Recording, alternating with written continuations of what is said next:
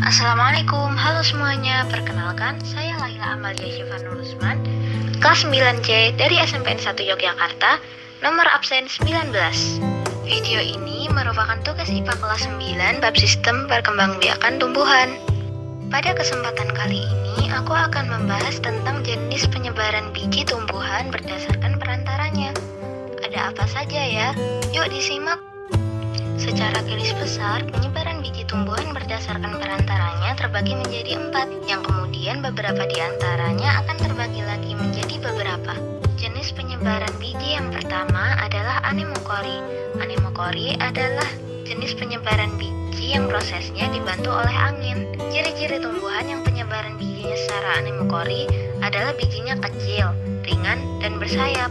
Bijinya yang kecil dan ringan membuat biji tersebut tidak terlalu dipengaruhi oleh gaya gravitasi dan juga mudah diterbangkan oleh angin, sehingga biji tersebut dengan mudah tersebar mengikuti arah angin. Contoh tumbuhan yang penyebaran bijinya secara anemokori adalah biji bunga dandelion. Jenis penyebaran biji yang kedua adalah hidrokori.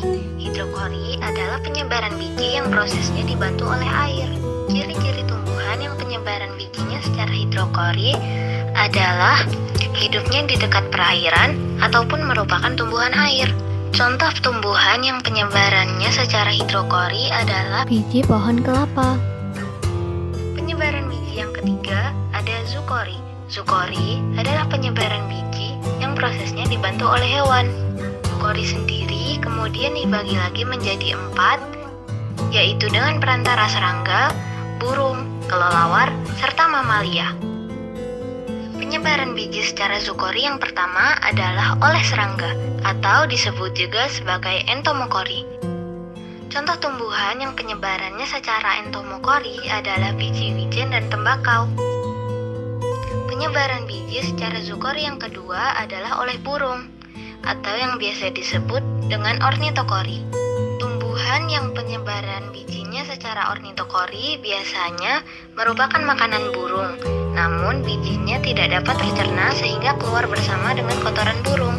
Contoh tumbuhan yang penyebarannya secara ornitokori adalah beringin dan benalu. Penyebaran biji secara zukori yang ketiga adalah oleh kelelawar, atau yang biasa disebut dengan kiropterokori.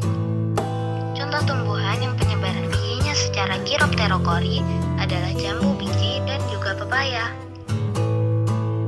Penyebaran biji secara zukori yang terakhir adalah oleh mamalia, atau yang biasa disebut dengan mamokori.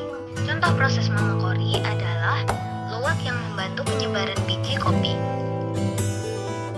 Kemudian, jenis penyebaran biji yang terakhir adalah antropokori. Antropokori adalah penyebaran biji yang prosesnya dibantu oleh manusia. Antropokori ini kemudian akan dibagi menjadi 2, yaitu secara tidak disengaja dan secara disengaja. Penyebaran biji secara antropokori yang tidak disengaja biasanya dikarenakan biji tumbuhan yang memiliki tekstur lengket sehingga mudah melekat pada pakaian manusia. Contohnya yaitu pada rumput. Penyebaran biji antropokori yang kedua adalah dengan disengaja. Biasanya tumbuhan ini merupakan tumbuhan pertanian, contohnya padi, jagung, dan lain sebagainya.